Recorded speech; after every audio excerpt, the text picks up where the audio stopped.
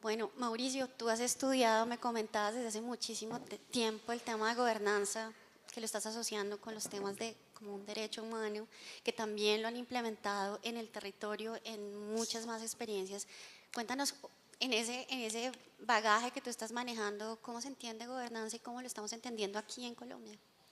Bueno, muy buenas tardes a todos y a todas. Un agradecimiento a la Andy por la invitación. Pues lo primero y esencial es considerar la gobernanza como un concepto polisémico. O sea, fijar y decir que te voy a brindar la definición única de gobernanza o de gobernanza del agua, pues sería muy osado.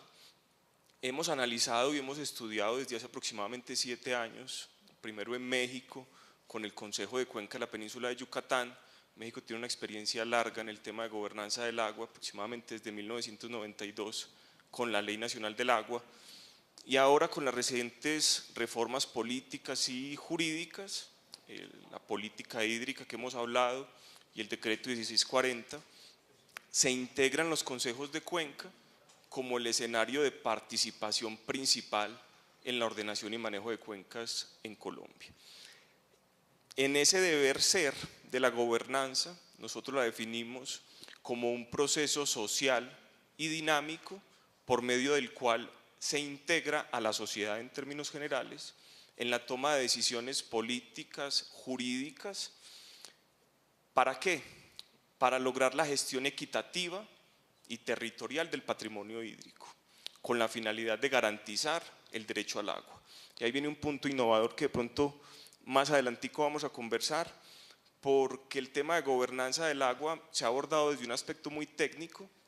Casi siempre la ordenación y manejo de cuencas estamos vinculados con ingenieros, biólogos, y se requiere desde la academia un repensamiento desde lo jurídico. El concepto de gobernanza de ciencias políticas está claro. Entonces ahí también nos falta a nosotros una integración multidisciplinaria para poder colaborar con ello. Vamos a hablar de nuevo de esto. Quería preguntarle precisamente a Mauricio de esas, tú me decías, déjame contar no solo esas lecciones exitosas, sino también eso que hemos aprendido en el camino y que deberíamos mejorar precisamente en torno a esa implementación que han vivido regionalmente. Bueno, sí, el rol de la universidad y la academia lo veo también como una integración y una articulación de los diferentes actores.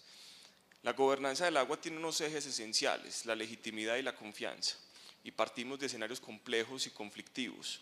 Entonces, el valorar siempre ese deber ser y ese deber ser de la gobernanza como algo ideal en estos contextos y en estos territorios tan complejos, pues es muy difícil. El deber de nosotros como academia, y ahí también como rompiendo un poco la visión tradicional de la academia, lo que bueno, me ha molestado un poco porque llevo aproximadamente 8 años, me decían, tú tan jovencito y eso es para pensionados, eso es para irse, tú tan jovencito, yo cuando me pensionen voy a ser profesor y voy a ser investigador. Eso pues yo no, lo vi de otra forma, ya la investigación y la academia ha cambiado. Entonces uno de los ejemplos esenciales que les quiero compartir fue una investigación de aproximadamente 3 años que se tituló Gobernanza del agua en la cuenca del río Aburrá, un análisis desde el derecho humano al agua y los consejos de cuenca. Esa experiencia, a diferencia de la cuenca del río Chinchiná, que fue y ha sido referencia para los que hemos estado estudiando, está plagada, por decirlo de alguna forma, de conflictos en diferentes magnitudes y en diferentes intensidades.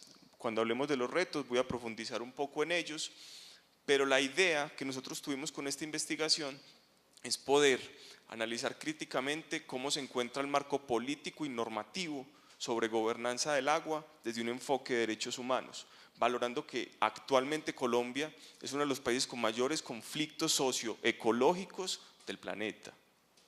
Entonces estos espacios de gobernanza, reitero, vistos desde un deber ser, pues ideal, pero desde nuestro compromiso como academia es reflejarnos y decir, bueno, ¿qué está pasando? ¿Cómo visibilizamos estas situaciones? Y lo más destacado en los resultados fue generar un marco analítico jurídico de manera participativa, y ahí les cuento pues la experiencia. Lo bonito es eso, no es una investigación de 3 años encerrado en un escritorio leyendo libros, sino que fueron más de 20 entrevistas, observación participativa, por eso se llaman investigaciones aplicadas, de investigación pues aplicadas a realidades y esos contextos. Detectamos una serie de vacíos muy fuertes en torno a la reglamentación, unas preconcepciones muy fuertes y una falta de liderazgo de algunas instituciones, especialmente académicas, en esa articulación y en esa integración de los sectores. Y ahí viene una invitación y yo creo que ha sido el panel con más mujeres y me siento pues muy contento por ello, y eso también hay que resaltarlo, a veces pasa y lo que no se nombra pues se invisibiliza. Entonces ese es el llamado de nosotros, nombrar, resaltar que si bien existen ejemplos muy exitosos y muy buenas prácticas a nivel territorial, tenemos vacíos normativos, tenemos escenarios muy conflictivos, tenemos predisposiciones entre los actores y la academia es la llamada a ser ese eje integrador y articulador. En la parte conceptual, y ahí viene algo muy importante que nosotros determinamos, y es, si hablamos de gobernanza del agua, cómo están comprendiendo los diferentes actores esa gobernanza del agua, cómo respetamos esos saberes, pero cómo les damos claridad. Me llamó mucho la atención una de las primeras charlas que decía necesitamos reglas claras, y yo creo que es todos, yo creo que todos los actores. Si hablamos de gobernanza del agua, hablamos de participación. Si hablamos de participación, hablamos de un derecho humano.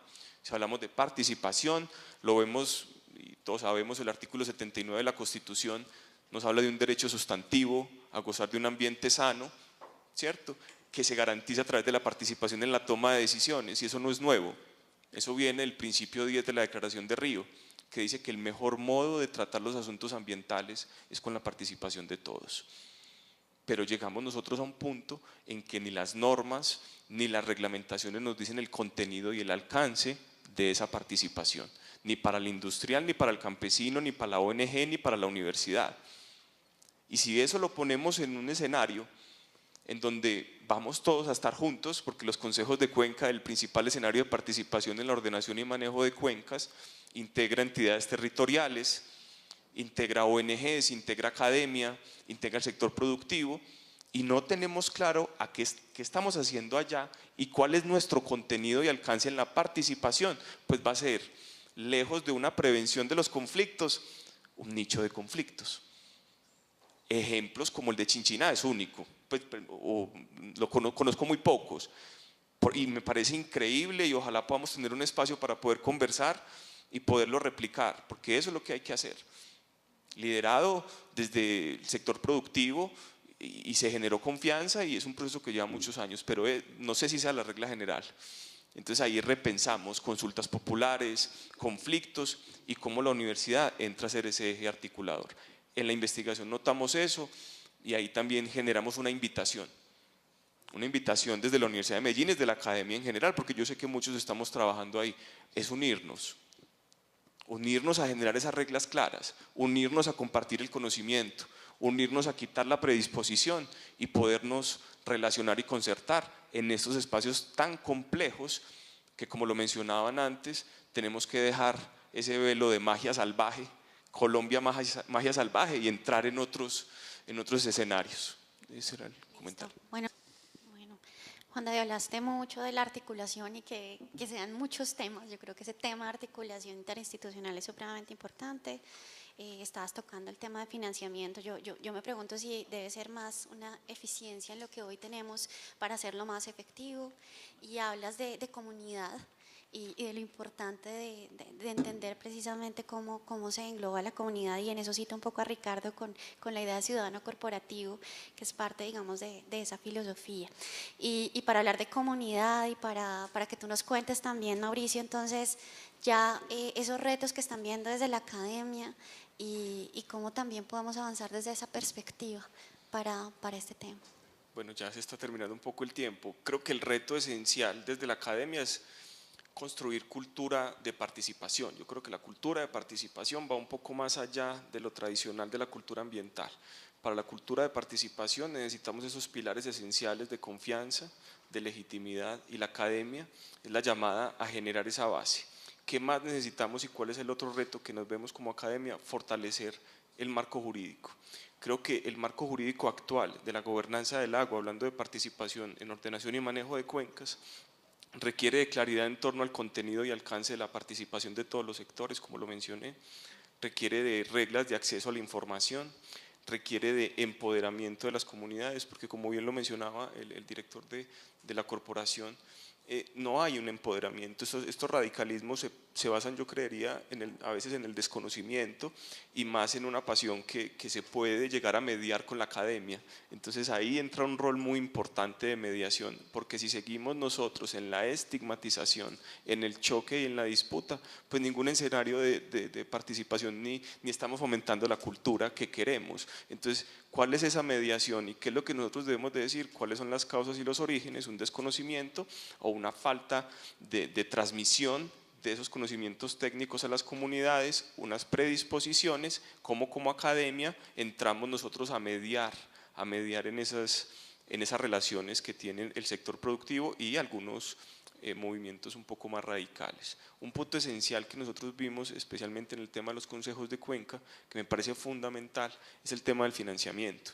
El financiamiento no está claro en estos espacios de participación institucionales, no está claro. Se establece en el artículo 48 del decreto 1640 del 2012, que después fue compilado, como sabemos, que la corporación podrá. Hay corporaciones pues, que tienen todas las herramientas, pero otras no. El podrá, pues en términos jurídicos, pues es eso, no es vinculante. Y hay grupos específicos, esto lo conocemos como acciones afirmativas, que requieren ser integrados en estas tomas de decisiones. Y eso brinda precisamente legitimidad, eso brinda precisamente confianza. ¿Cómo se integran? Bueno, ¿cómo le digo yo a la academia que me genere ese relacionamiento y ese puente? Porque seguramente hay predisposiciones y seguramente hay prejuzgamientos. Ahí es el gran reto. Creo que se deben de hacer mejoras de fondo en la parte jurídica, en esos punticos que te dije, acceso a información, transparencia, rendición de cuentas, pero no solamente la autoridad, no solamente el sector productivo, sino en general de todos los espacios de participación. O sea, no, creo que estos consejos de cuenca se deben de fortalecer, son una iniciativa genial, o sea, es un espacio único que hay que contribuir a ellos y ese es como el llamado que les puedo dejar ya.